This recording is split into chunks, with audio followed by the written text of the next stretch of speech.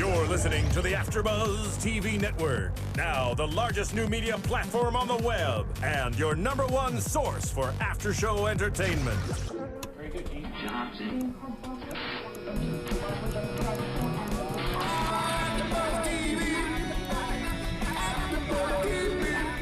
From the AFTERBUZZ Studios in Los Angeles, California, presented by Maria Menounos and streaming live thanks to Akamai Technologies, this is AFTERBUZZ TV's MasterChef After Show.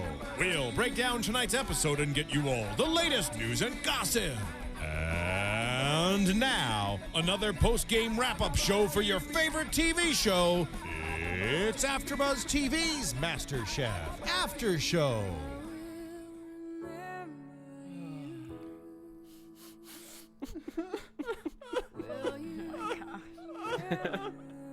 Why? Who could let this happen? I'm gonna dedicate that to Kyle, actually. Yeah, we're missing Kyle today. Hi guys, thank you for joining us for the MasterChef After Show.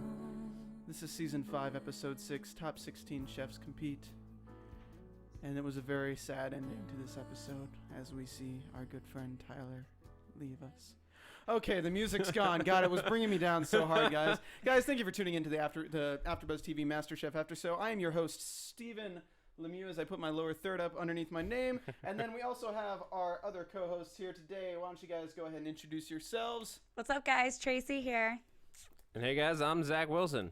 And we are your trio for the Power Hour today, guys. This has been an exciting episode full of many twists and turns. Jamie crying, and Tyler in a touching moment of serenity going home, sadly. That was kind of sad, though. But I thought it was a good episode. What were your overall thoughts today, guys? I liked it was a good episode. I liked the mystery box challenge this week. Yeah. The canned, dealing with cans is something interesting, especially when it's just like a mystery, a Right. true mystery box, so you don't even know what you're gonna get inside those cans. Yeah, I totally agree. I kind of was sitting there wondering if I would have opened up all of the cans, like just because I would have been like, I'm missing the best one. I feel like I would have taken the time to open all of them up, but I think, it was pretty strategic not to, I guess. So. Yeah, what were there, like 52 cans, they said? Yeah, nuts. that's insane. That's like, yeah, no, too much. It would have taken 30 minutes, probably. So yeah, let's go ahead and jump into the mystery box challenge. Of course, they open the box and there's a bunch of cans. We get Willie saying everything we doing is in a can, and we get Aaron saying I only use fresh ingredients. God. And then Elizabeth, Doomsday Prepper's dream come true is kind of the quote of the day from Elizabeth today. It really was. I mean, if you're planning for the end of the world, that's exactly what you need. Yeah, with Unlabeled labels, though. cans. I'd say with labels, but definitely all those cans. It's like one for every week of the year almost. Serious. At least it keeps you guessing every day when the world is ending. It's like getting a little gift every day. It's like, what am I going to get today? I have a deathly nut allergy. Oh, yay, candied walnuts in a can. Oh, I'm screwed. All right, so they have 60 minutes to prepare. They also get a pantry box full of milk, eggs, and flour, along with a few other spices and things like that. So we get this little can opening remix with all the chefs opening cans, and I felt like I was watching an episode of How It's Made here for a second. So in the cans, a few of the ones I could write down were chickpeas, asparagus, baby corn, olives, peaches, spinach, beets, potatoes, and it seemed like there was like Spam, and it looked like there were oysters too, but I couldn't really tell from there. We run through a few of the chefs, and immediately we hear Willie say he wants to make an Eggs Benedict. Yes. It's like a Spam Benedict. Spam Benedict. That is so Southern, it's really freaking ridiculous. That's so gross. It's like Southern meets Hawaiian. Have you ever had Spam, Tracy? I have, unfortunately. What did you think? I don't think I knew what it was at the time. I was like really young when I had it, but now that I actually know everything processed that I put into my body, never ever again. How did they prepare it for you when you had it? It was in sushi. What? Wait. It was like a kimbap, and the kimbap, it was actually a Korean lady, and she used Spam in her kimbap. That was the first time I ever had Spam, and I really didn't know what it was, but now I do. All right. I'm sorry. I'm from North Carolina, where Spam is like a staple. I didn't eat it very often, but sometimes my dad would take it, grill or cut it very thin, and then put it on the griddle, and then we'd have it with like hash browns and eggs and all that stuff. So I was kind of intrigued that you can make an Eggs Benedict with these canned goods. I mean, I don't know what he used for hollandaise sauce, but Yeah, no, that looked interesting though. It definitely did. Well, it wasn't quite enough, I guess, but Well, we I would have see eaten it. we see that Elizabeth's going to make a borscht. Aaron's making a cake with a pantry box and fruits. Basically, all she's using is the canned fruits. Francis L. is experimenting with a Thai-inspired seafood soup, canned fish juice soup stock, which sounds absolutely terrifying and disgusting. But That was the one I wanted to eat. no, it looked good. But when you say it that way, like canned fish juice soup stock, it didn't sound very appetizing. So I hope the menu would at least leave out that part. Yeah, I totally agree. It did look great, but I mean, just all of that disgusting. I don't know. I just can't get past the preservatives in this one. Like, I would have loved Iran's just because, like, she rinsed out the fruit and just had something I felt like it was just more organic than anyone else's. So that was probably my go-to. With all that processed white flour. Whatever. Don't. I mean, at least it was like baked and not like sitting there for 10 years. Well, maybe it was. We see Victoria here, who is we haven't really had a spotlight on her very much in this season so far, but we see her and she's making a potted meat fritter with a pickled salad and artichoke hearts. And then we see Jamie's making a soup, I think. Yeah, she like, got stumped completely. Yeah. She had no idea what to make, and then she was like, it sounded like she had like 10 minutes left when she decided to actually make the soup. She was like, making a soup, and of course she knew she wasn't going to get chosen, so she just threw everything in a pot. Yeah, she probably just spent a lot of time opening up different cans, like trying to figure out, well, what is this? Oh, baby corn. Well, I don't know what to do with that. What is this? Pineapple? No, I don't know what they're. That's like weird though, because I feel like just because they had like the pantry box, it would have like made the challenge that much easier. So I felt like she should have been able to come up with.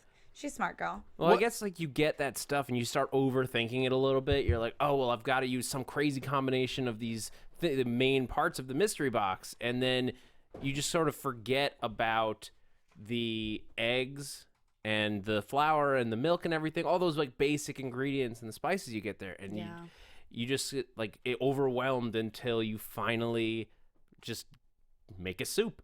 Yeah. But that actually ended up working out for Elizabeth. She made the ham soup. And actually, I'm just not a beet fan, so that would have been like the last one I would have tried. But I mean, it ended up working out really well for her, obviously. Not ready for that like cold Russian night borscht. No, that was not appetizing at all. We're actually going to be breaking down the episode a little bit later, but right now we actually have a special guest caller on the line. Is this Tyler? Tyler, you on the line? This is Tyler. How are you guys? Tyler, thank you so much for calling in to the MasterChef After Show here at AfterBuzz TV. How are you doing tonight? Oh, hey, man. I've been better, but I'm doing pretty well. Well, we're here. I'm Steven. Zach is here, and Traci is here. Hi, Tyler. How's it going? Well, we just asked you. Hey, but... how are you guys? So this was kind of we played I Will Remember You for the opening of this after show. I mean, it's we've seen you from the beginning, and of course, like from the beginning, you've always had that character of you're wearing the camo, you're the guy who knows how to make hunting food. You can make gamey stuff good, and I'm sad that you didn't really get to display that skill too much in this contest. But at the same time, a lot of the food you made did look really delicious. What was your favorite dish to make when you were on the show? To be honest, even outside of the game, I would say my favorite dish was the donuts. I mean, it was just a tribute to myself, my grandmother, and my brother. So that was, I mean, I made you got to make 3 different kinds. So that had to be my favorite. Even though the judges didn't, I wasn't top 2 or bottom 2, kind of squeaked through, but I thought they tasted pretty damn good. Did you get to eat them after the competition? I'll tell you what. With every donut, that's another beauty. With every donut, there's a donut hole. And you have to taste. If you haven't watched the season already, I like to taste, right? So I got to taste quite a few donut holes that day. I feel like that's a metaphor for life. With every donut, there's a donut hole. The silver lining. That's right. That's right. That's awesome. So we're watching this episode, and obviously, womp womp, we saw what happened. But before we get right into that, I do have a little question for you. Now, I did see that Ramsey was talking to Big Willie that he didn't follow instructions on what he was told on how to make it. That just made me think, were you guys told how to make these previous MasterChef winners' dishes? Like, did they tell you through the steps on how you were making it? No. To have like a recipe or description. No, we just were. At the basis of the challenge, we were given an idea, and both Chef Alexander and Chef Luca, they told us how they kind of did it, which was all, it's not. Well, I'm not telling you anything you already know. All you have to do is watch last season. So they told us how they made it, and we were supposed to replicate it the best we could. And Willie, love him. He calls me his country baby daddy, as a matter of fact. So We love him. Love Willie. He just tried to go outside the box and do something that he was comfortable with. Right. And I respect that. It's all about plating it the way it's supposed to be plated, but putting your own twist on it. And that's how food should be dealt with. Yeah, we love him. We've had him on the show earlier. He was like one of our favorites as well as you, but we miss him. Loved him. Talking to him. Oh yeah, yep, I love him. I just actually talked to him before this. So, Oh, nice. Love my big guy. So, Tyler, you're in a position on MasterChef. You're in a position you've never been in before. One of our YouTube commenters said that you guys take classes outside of when they're filming the episodes as well. What can you say that you've like really learned from having this opportunity and being on the show, and what did you take away from it to where you are now, and kind of catch us up on where you are now with like where you are in real life and what job you're working now? Does it have anything to do with cooking? Have you advanced further in this career path? Well, yeah, I have. Hopefully my mom isn't listening to this, but what you're taught in the MasterChef kitchen, it's not really about recipes. It's more about technique and efficiency. We're given a certain amount of time to do something great, and Chef Ramsay, it was amazing. I'll never forget it. Watching him cook, which I was blessed to be up at the top rail at the time, safe to watch him cook.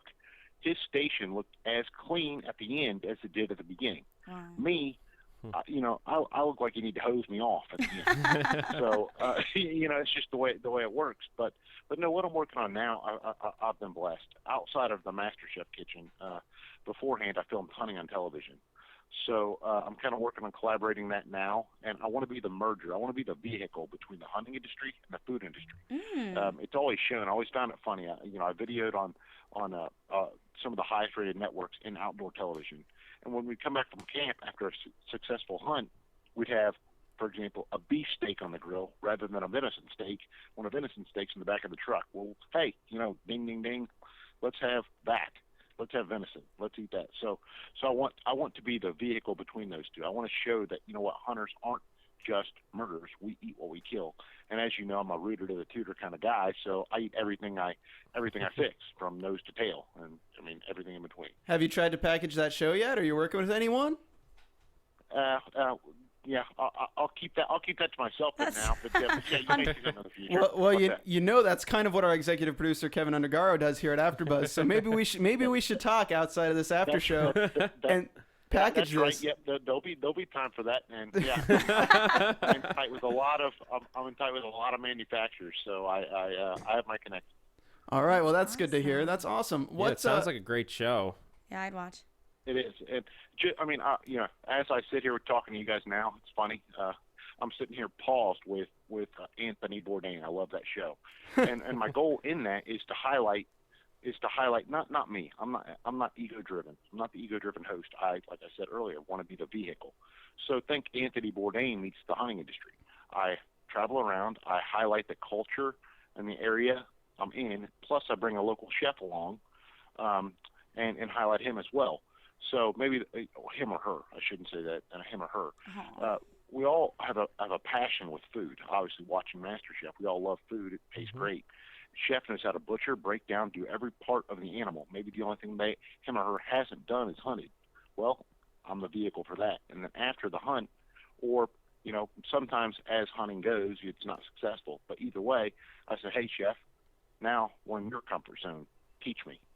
Always the teacher, or always the scholar, never the teacher, is kind of how I focus my life. Amen. Well, I also like the concept behind that, because there's a huge negative connotation towards hunting because of poachers and things like that. Right. People believe it's the same thing when it's not. Hunting is kind of used to control population as well as feed people, as opposed to poaching, which is just for like monetary gain. Hunters are the number one conservationist on the planet. People who are against hunting should also say, well, coyotes shouldn't eat deer either. I mean, or eat animals. You know, that's like telling a wolf not to hunt the pheasant. I mean, or it's like what? So yeah, from our point of view, yeah, hunting is not wrong. It's always the old cliche, one bad apple ruins the whole batch. So I mean, you know how that works. It's simple. Not everybody's a poacher. The majority of people aren't. The majority of people are good people. It's yeah. Again, it's the same with gun rights and all that stuff that I believe in. You can cock a hammer back and lay a gun on a table all day long, and it's never going to fire unless somebody pulls the trigger. It's the way it works. Yeah. Plus, everyone today wants to eat organic, fresh food. What fresher way than hunting it yourself? Oh my God. That's exactly what I say. People say, "Oh my gosh, I can't believe you hunted that. I can't believe you did that." The only difference between me and you is I know exactly where my deer come from. I don't have to listen to a farmer on a truck, or I don't have to read the package on the the label on the package. I see my deer's face or my animal's face. I know where it come from, and I'm happy, and I respect the animal, and I'm going to use as much of it as I can. So Now, yeah, Tyler, where great are you thing. calling from? And then being a hunter, what type of advantage do you think that gave you on the show? Well, obviously it didn't give me a panna cotta advantage, but anyway. No, I just think it made me think outside the box. I mean, when I was given, especially during Tin Can before the challenge before, when I opened up the stuff, pâtés and things like that, one of my that was in my wheelhouse. And then first from the start, I just for example, people ask, well, what did you pick during the seafood? Because it wasn't really shown that much, the seafood challenge. Mm-hmm. Well, in that aspect, we're given live lobster. We're given some of the best seafood on the planet. Mm-hmm. Me being landlocked, I'm from Ohio, by the way, calling from you now, Ohio. Cool. Landlocked, I didn't want to represent the seafood in a bad way. I wasn't going to kill a lobster in an attempt to cook it good. That's disrespectful to the lobster. Plus, it's sacrificing its life for me. So I wanted to respect the animal. Yes, I've had shrimp, I've had scallops, or the prawns and the scallops and some of the other things. So I wanted to utilize in that challenge what I had in the past. My whole goal is I don't care. And I said this from the beginning. I love the judges. They're great people. They really are. But I'm not gonna jeopardize my character and things like that for the MasterChef kitchen or what I believe in as far as a cook, meaning wasting ingredients and doing things like that. Yeah, absolutely. That makes 100% sense. So tonight's episode, bring it back a little bit, is we gotta do this while you're on the line. So of course we had the whole thing with Jamie and her panna cotta.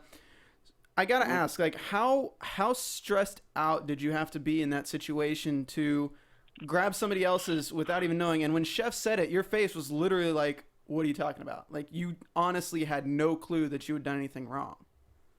I was the happiest I'd been all season. As you guys know, to that point, I was I joked with everybody. I'm in camouflage, and it was more like I blended in every time. I was just middle of the road, which sometimes is great. Middle of the road. Hey, eventually you get, you can snap and break through. But with that, I was happy to be up front. I was finally up front. I finally got to show what I'm about right there in front of the judges. Intimidating, but yeah, I love the pressure. And with Jamie's panna cotta, it was just, it was very, obviously it's stressful every time, but opening up the blast chiller and you have all those ramekins right in front of you, all of them that look identical. And you're down to 2 minutes. Jamie and I put ours very close together. And it was an honest mistake. She's a baker, obviously we know that. I mean, she's got a damn blueberry pie tattoo on her neck. I don't have something like that on me. I mean, if I did, it'd be a peanut butter pie. But anyway, she's wonderful, and I meant what I said. Thank God I grabbed hers. I mean, at least it tasted good. If the judges would have tasted it, but it's one of those things. It's just under the pressure got to me, and I hold up to my decision 100%. That's the way it is. Do you think your panna cotta would have been better than what you presented? I looked at it because after Chef brought it out, obviously had been in the blast chiller longer than Jamie's, or longer than the one I presented. But hey, it looked pretty damn good. I mean, I wanted him to save it and put it back in the kitchen for me, but at that point in time, I was on an emotional low, so I really kept my mouth shut.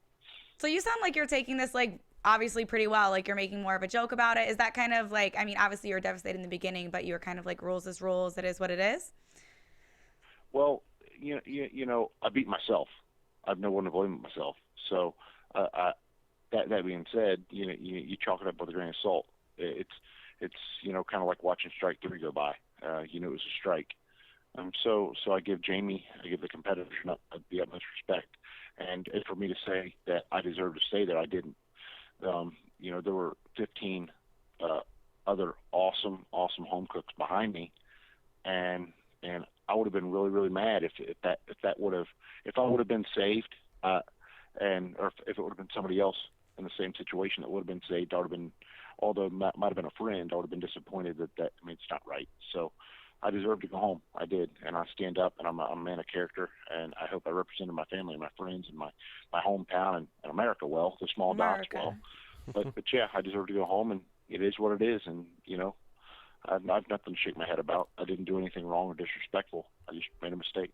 Well, since you're actually the first, you're the first person we've talked to on this after show that has been voted off MasterChef. I want to ask you 2 questions. One is, who do you think is going to win? Like, who's your favorite out of all the people left in the competition at this point? We have 16 chefs left. Okay, do you want me to answer that now? Okay. Yeah, that was confusing. Sorry. Yes. I thought you were going to ask both questions. No. I thought you were about to answer. That's why I didn't want to. And the second question would be, do they let you? I know you put the apron over your cutting board, but do they let you actually take an apron home? I mean, just like as a souvenir. I find it funny as you watch. Yeah, I mean, that's the beauty of it. I mean, at least I get a souvenir. It's funny. They ship our aprons out, and I lost my apron today on the show, but I got it today. Oh. So, and that is ironic. It's not intentional. That wasn't intentional. It's just the way. I live in small town USA, man. I live in a town of 9,000 people.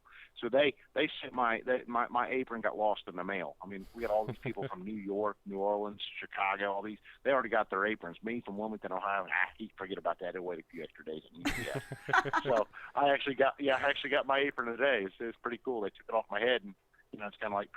Now I got it. You got to watch the show wearing it. Yep. And then who do you? Yeah, I'm not.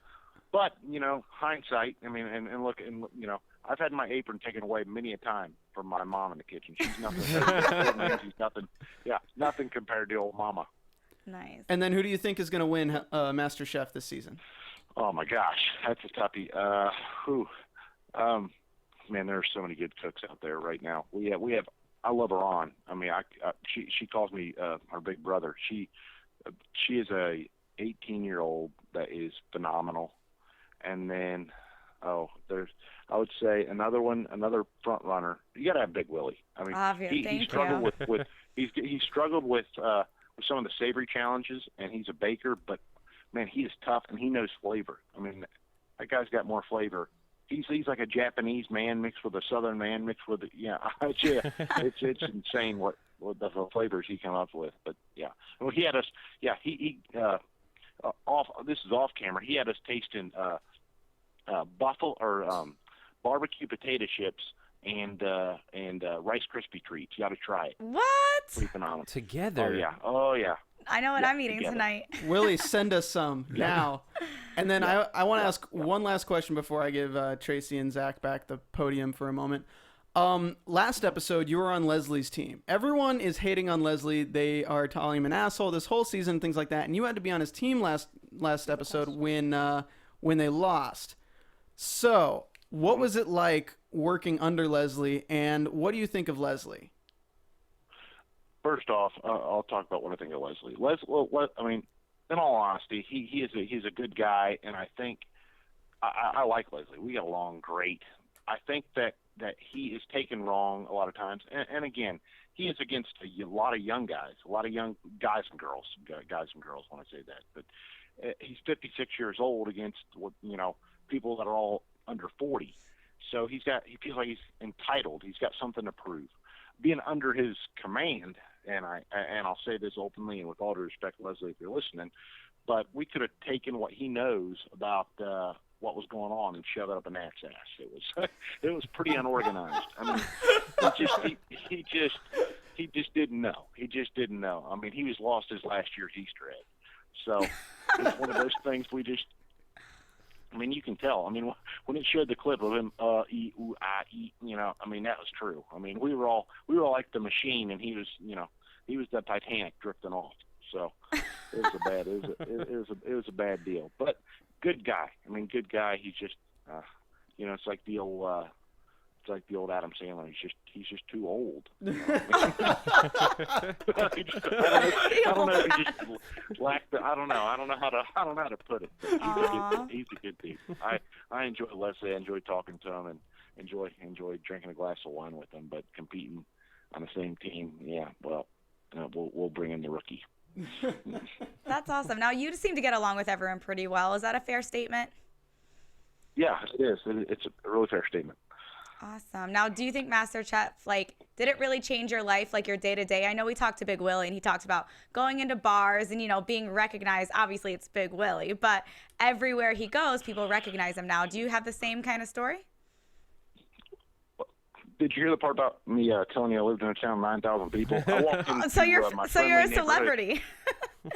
I walk into my friendly neighborhood Kroger, which, you know, is my hometown grocery store, and it's like a meet and greet.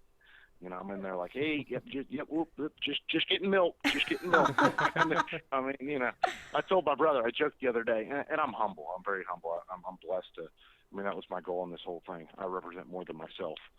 So it's great to have my hometown behind my back and you know, stand beside me there. But yeah, it's I mean, it's cool. It's, you know, quite the experience. I mean, when you're, you know, I had some guy the other day. I was in the store. I think I was in the gas station or wherever. And he said, "You're that guy." And I said, "Oh yeah, I'm a guy." I mean, it's just like, you know, it's a humbling experience. And again, I'm glad to represent small town USA. That's awesome. You've been a pleasure to talk with, Tyler.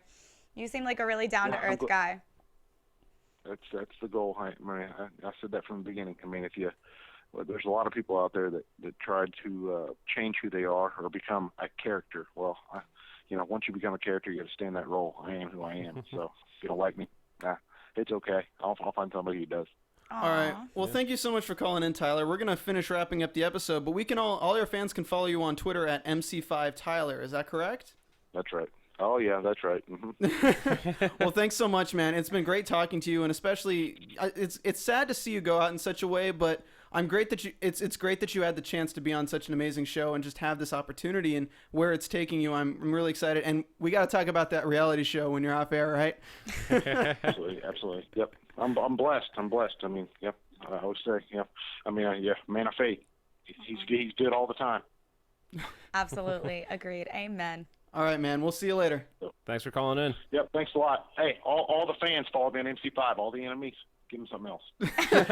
All right. Take care. Guys. Thank you so much. Take care. Have a good one. All right. I liked him. He was so down to earth and cool. Like, I don't know why, I just did not expect him to be that friendly. I mean, I think you saw it on the show too. He just seems like a really genuine person. Like, you could see, like, at that sad moment in this episode, you know, he didn't do it intentionally. Like, you've seen on shows like this where people like try to sabotage other people, like either through manipulation or like sabotaging food. I've seen in other shows and stuff. He made a mistake. Yeah. And you could see it on his face. And like when we're talking to him, like, that wasn't intentional. Right. He's a good guy. Yeah. Well, getting back into the mystery box challenge. Anyway, it was so great to have him on the show. That was really cool. Yeah. So we have the top three standouts are Elizabeth, Victoria, and Aaron. Elizabeth has a bowl of borscht that kind of looks like Pepto-Bismol to me. I don't know. It didn't look very appetizing, but that might be because I'm colorblind. But apparently it tasted really good. It was a beaten potato cream-based soup with condensed milk, coconut milk, canned ham, and chickpea topping. Victoria had a potted meat fritter with spicy smoked ketchup, artichoke, and beets pickled salad. Oh, that looked good. And Aaron had the sponge cake, and I'm just kind of like, okay, yeah. I mean, it was cool that she made a cake, but like everyone's kind of talking about how it's like, oh, you took like such a big risk. It's like, I think everyone else took a bigger risk using more canned foods. I think it was a smarter choice, but I don't think it was a bigger risk. It was smart in that she limited the amount of damage that like the tin flavor could do to a dish, but it felt like everybody else was just like was being more daring, like trying bigger stuff. Like that meat fritter, I was like, I would never have thought of that. Just like putting it all together and like frying it, like, and that looked. I wanted to eat one. No, yeah, I agree. I think she totally played it safe, but the judges liked that. Like they gave her credit for that, which I thought was really interesting because, you know, I thought they would be more like, that's really all you're gonna use. Like we gave you 52. Do you want to use 2 cans? Like, but I don't know. I thought that was actually a really strategic move on her part because she knew exactly what she was gonna make and how to make it, and there's no way she was going home. So yeah, I mean, I was watching this, and it's not that I like to throw shade on Aaron. It's like I think she's a great cook. I just think it's just every time it just shows a little bit of immaturity. She seemed very cocky. Like, yeah, I took this risk. It's like it's a cake. You made a cake with canned fruit. That's not.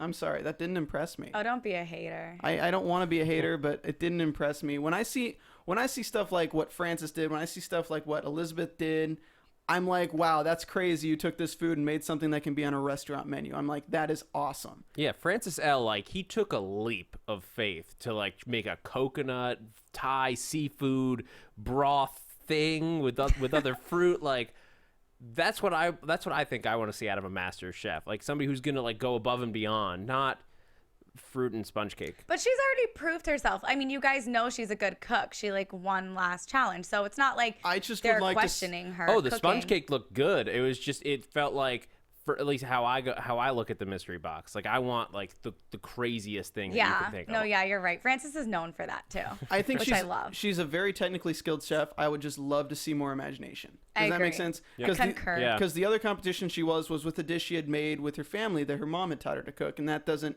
really require imagination because you made it before. So I want something like out of the blue, using flavors that people wouldn't normally see together. And like, look at Elizabeth's dish with the chili at the end that kind of gives it the sweetness and the spiciness. Like that was really cool. I thought it was great. It'll be interesting to see like when she, because they're gonna get of her into that kind of challenge eventually, where she's forced to think outside of her comfort zone, and it'll be interesting to see how she reacts once that happens. And I really do look forward to seeing that too, like what she does, because I think she's great. I just think maybe the editing has just painted her in a worse light than we should have gotten. Yeah, I mean she's a good cook, so she has the skills.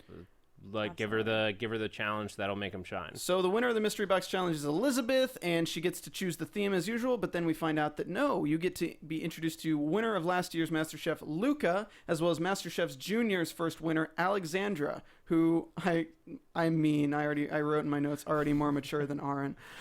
I'm sorry. My notes can be mean sometimes. I just write what comes out. 2 dishes, and she gets to choose which cooks have to cook which dish. And in like in my little margin here, I wrote Courtney's pink lipstick is so sexy tonight on the. Ew, it's not. I'm sorry, it's not at all. Her and her shoes need to go somewhere in this episode. Oh, they kept showing the shoes. It was so funny. I loved it. I thought it was great. Continue, Steven. Continue. Traci does not like me because I'm sorry. I did not like that lipstick. I'm sorry. Okay, a girl who can cook in those heels and wear that lipstick and still pull it off. Oh man, I was impressed. I like Courtney, but that lipstick, no. That was the stripper lipstick. That was stripper lipstick that she wore when she was dancing on the pole. I'm sorry. Well, anyway, Courtney, if you're in LA, just hit us up. Come in the studio. I like Courtney, but it is what it is. Yeah, come on in. Let's hash this out in person. I'm abstaining on any opinions here. Oh my God. Well, abstinence is key, right? No. So the MasterChef Junior winner, Alexander, so they have Luca's dish is a pancetta wrapped veal with a radicchio and apples and a white wine sauce, and Willie's intimidated. Alexandra is a passion fruit panna cotta with berry coulis, candied hazelnuts, and a lavender crumble, which sounds really, really delicious. So who gets to cook what? And she decides that she wants to give the panna cotta to the people with less strength in desserts, and she wants to give the veal to people with lesser palates because it has more flavors and more accents to the dish. It'd be harder to recreate it if you have a weak palate. So the panna cotta is given to Cutter, Christian, Jamie, Christine, Aaron, Francis B, and Tyler, and the veal is given to Leslie, Francis L, Courtney, Elise, Dan Wu, Victoria, Danny, and Big Willie. And I don't know. I'll just run through my notes real quick on these guys, and then we can talk about it. Cutter's never made panna cotta. Christian is, I don't know, I don't care. I'm not great with desserts. Jamie is, Alexander says she's doing well. Tyler, Alexander says he's doing well. Courtney, she says that Elizabeth sees her as a threat, and she hasn't seen me do anything savory, but I'm going to knock it out of the park. And then Big Willie says, I'm going to cook it twice, make it dry, because somebody's going home. Is it you, Big Willie? And, yeah. All right, so let's start with Cutter. I'm kind of wondering how he's still here, because he hasn't tried, like, eaten in the past or cooked anything in the past, like the past 3 dishes. Have you ever made it? No.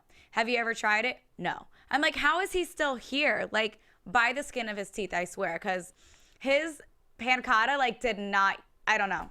It was, that was the cheesecake one, wasn't it? Like, the one they said that looked like cheesecake? No, his was supposedly he was good. Oh, yeah, his was good. Yeah. But how is he still here? That's what I don't.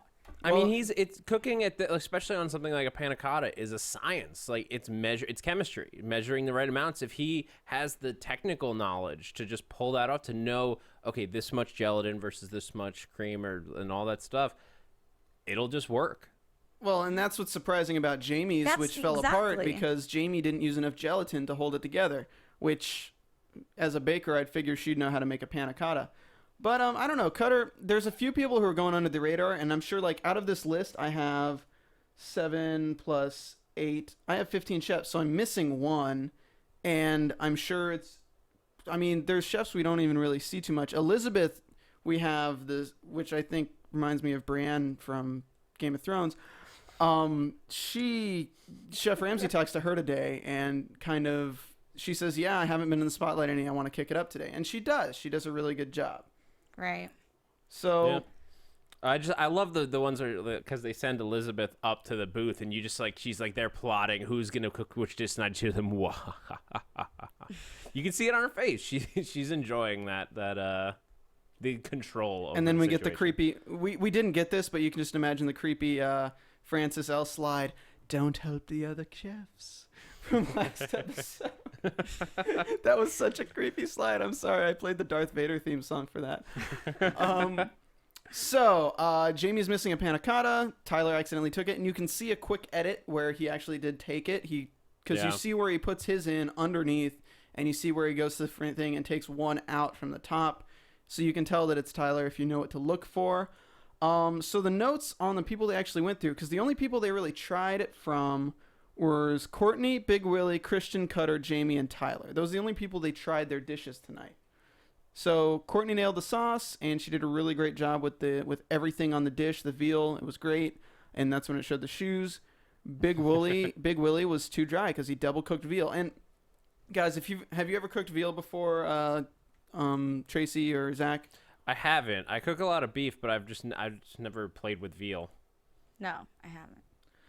Veal is great if you cook it right, and they tenderize it. The usual way I cook veal is make a Wiener Schnitzel, which is like the most tender Wiener Schnitzel you can make. It's very, very good, very light, but if you have a good breading, it tastes delicious. It's a German dish.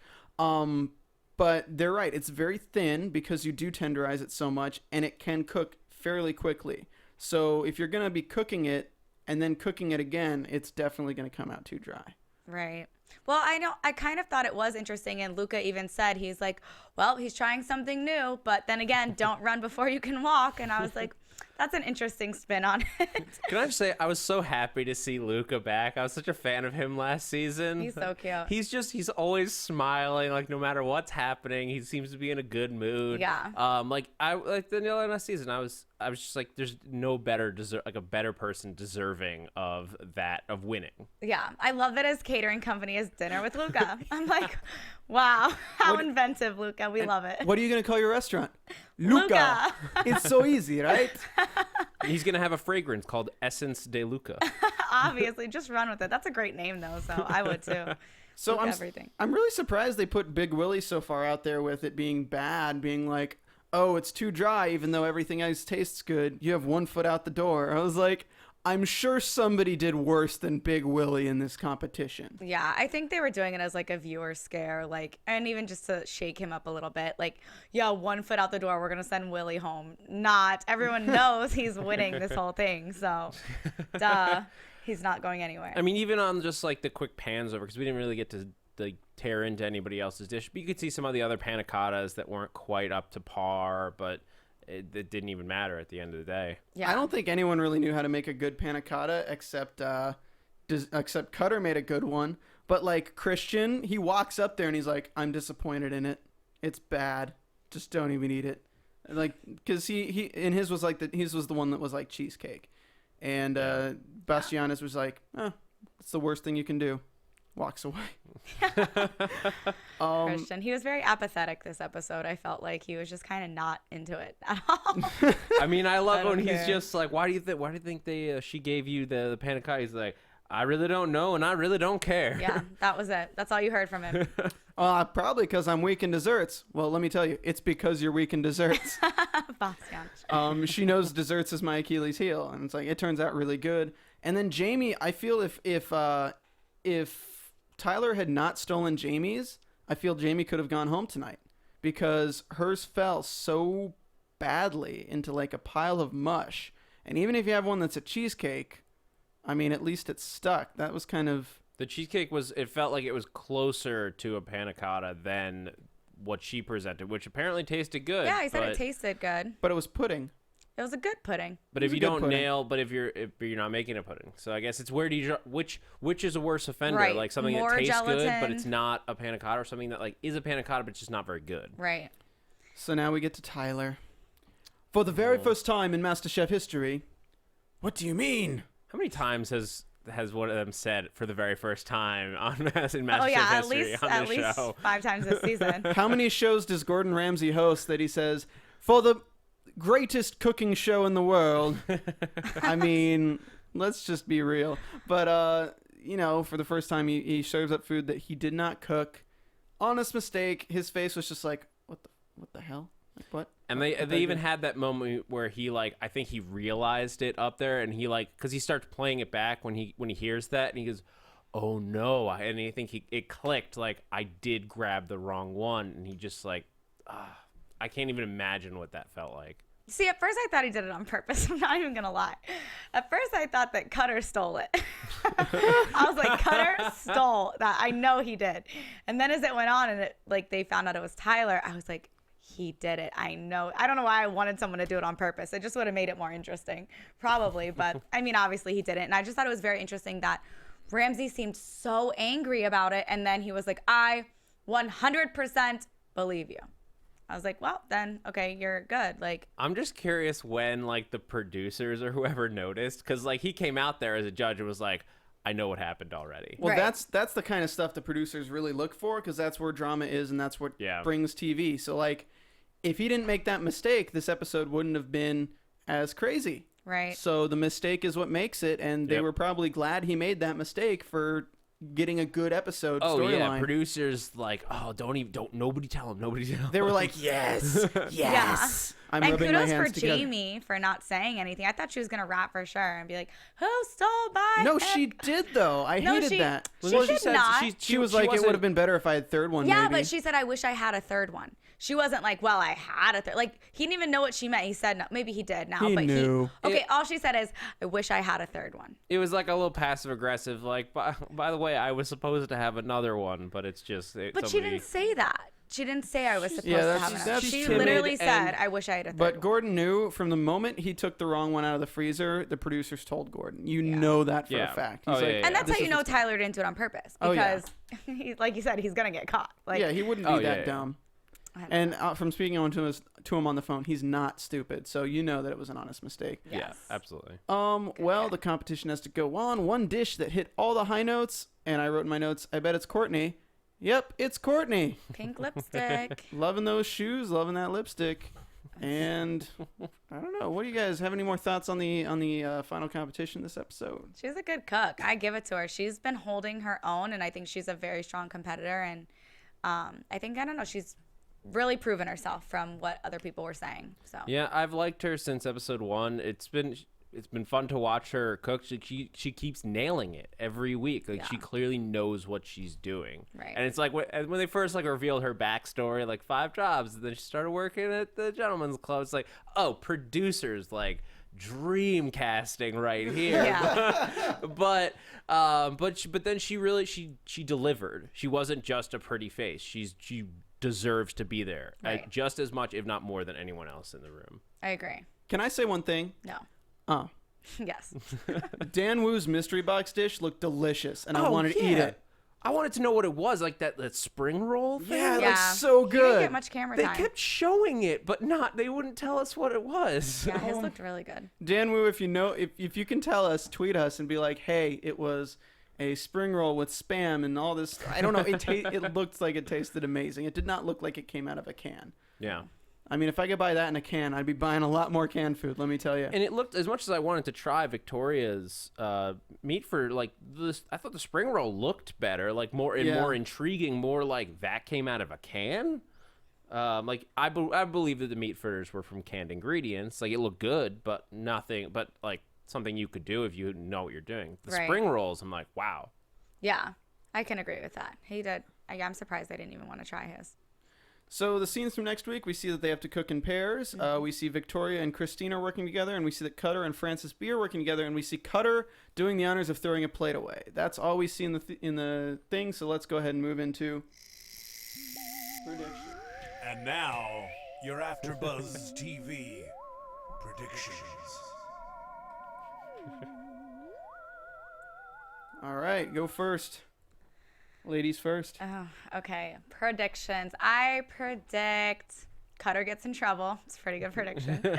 I think it's going to get crazy this next episode just because working in pairs and, you hear Christian saying, I will whoop him. And it sounds like it's going to get a little aggressive and people are going to clash a lot. So drama. I definitely see Willie stepping it back up because he's my number 1. So I think it looked like they didn't really like show us for sure, but I don't know how they're gonna do the pairs. It looked like they paired Leslie and Iran. It did. Yeah. I was excited. Which is that's just like putting wood and fire together. right. He said basically you heard him say he was like, so basically Leslie's your bitch to Iran. They said that in the previews. I was like, oh snap. So well, he doesn't know how to control a team, so maybe she does. holla. Boop. I think Elise is going home next week. Yeah. Bye. I've been over. I think she will be the one who won't be able to do anything as a teammate. She does seem to be the one, just in terms of what they've shown us of her, that she's sort of skating by. As Tyler was saying, like you can sort of skate by in the middle, like as long as you don't mess up and you don't have to do anything great as long as you're not doing anything terrible, at least for now. Right. But in a team environment, that's really going to show when you have a teammate that's calling you out on whatever you're doing poorly. Yeah. Agreed.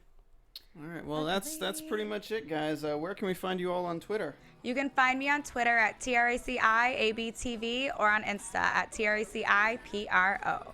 And you guys can find me on Twitter at @ZachWilson, ThatZachWilson, and also here at AfterBuzz, I'm doing Dominion and The Leftovers. And you guys can find me on Twitter at Stephen Lemieux. Just look right there to spell it out. It's StephenLemieux.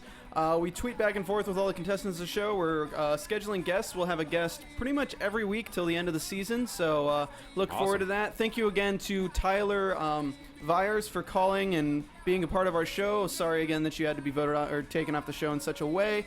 But it's better than Little Gordon, who was sick and then kind of didn't show up again. So you got a better exit than him.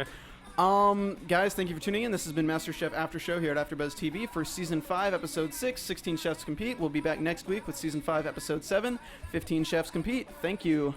From executive producers Maria Menounos, Kevin Undergaro, Phil Svitek, and the entire AfterBuzz TV staff, we would like to thank you for listening to the AfterBuzz TV network. To watch or listen to other after shows and post comments or questions, be sure to visit AfterBuzzTV.com. I'm Sir Richard Wentworth, and this has been a presentation of AfterBuzz TV. Buzz you later. The views expressed herein are those of the hosts only and do not necessarily reflect the views of AfterBuzz TV or its owners or principals. Thank Thank you for watching AfterBuzz TV on YouTube. For more of your favorite after shows and interviews, subscribe to our channel here, and be sure to share your opinion on the episode in the comment section below here. We'd love to see what you guys are buzzing about. Thanks again. Buzz you later.